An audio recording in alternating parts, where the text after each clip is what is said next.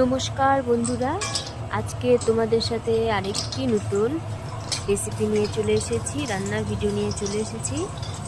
পালং শাকের তরকারি হবে বড়া দিয়ে। তো এই যে পালং শাক বড়াগুলোকে ভেজে নিচ্ছে আমার শাশুড়ি মা, উল্টে পাল্টে ভেজে নিচ্ছে।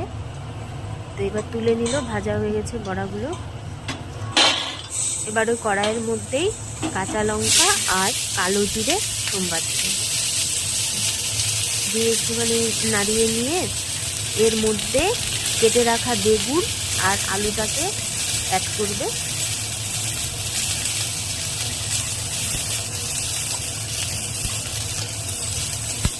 এবার বেগুন আলু দিয়ে দিচ্ছে। দেখো, বেগুন আলু দেওয়ার পরে এটাকে একটু এই হলুদ আর লবণ দিয়ে একটু ভাজা ভাজা করে তারপরে আঁচটা কমিয়ে ঢাকা দিয়ে দিয়ে সিদ্ধ করে নেবে, জল ছাড়াই। এই লবণ দিল, এবার দেখো হলুদটা দিয়ে দেবে।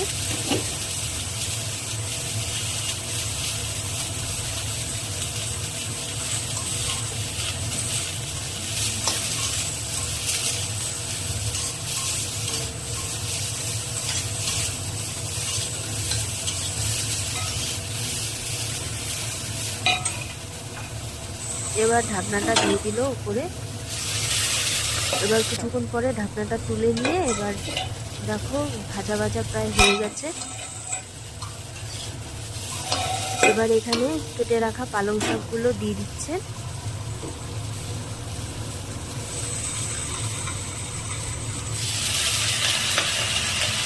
আলু, বেগুন আর পালং শাক একসাথে দিলে কী হবে বলো তো, পালং শাকটা খুব নরম, ওটা আগে সিদ্ধ হয়ে গলে যাবে।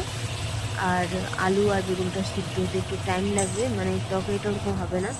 তো তার জন্য আলু আর বেগুনটাকে একটু আগে দিয়ে ওটাকে ভেজে নিতে হবে, সিদ্ধ করে নিতে হবে প্রায় 90%। তো এরপরে দেখো পালং শাকগুলো দিয়ে এবার ঢাকা দিয়ে দিল, এর থেকে জল ছাড়বে। এই যে ছেড়ে ফেললো। এবার দেখো এটা কিন্তু অলরেডি জল ছেড়ে দিয়েছে।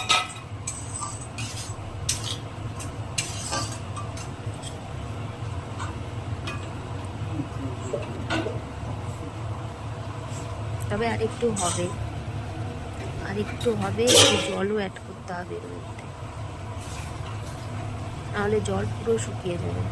একটু জল অ্যাড করে দিল, এবার আবার ঢাকা দিয়ে দেবে।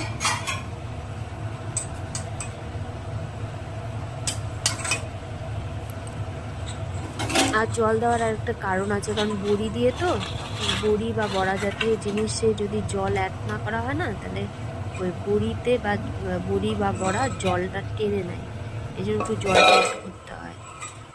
তো এই দেখো বড়িগুলো দিয়ে দিচ্ছে, বড়িগুলো প্রায় ফুলে গেছে আর আলুটাও কিন্তু সিদ্ধ হয়ে গেছে। একটু নাড়িয়ে নিচ্ছে। আর আমার শাশুড়ি মা রান্নাগুলো কোনোদিনই লবণটা দেখে না, তো আর একটু সিদ্ধ হবে, ওই জন্য একটু ঢাকা দিয়ে দেবে। মানে এমন ওনার আন্দাজ যে একবারে লবণ দিলেই হয়ে যায়, ওই আন্দাজে লবণ দেয়,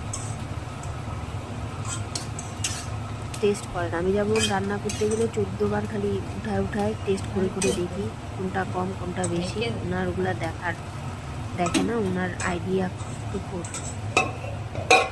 আবার একটু ঢেকে দিয়েছিল, এবার ঢাকনাটা তুলে দিল। এবার ঢাকনা তোলার পরে দেখো তরকারিটা কিন্তু হয়ে গেছে।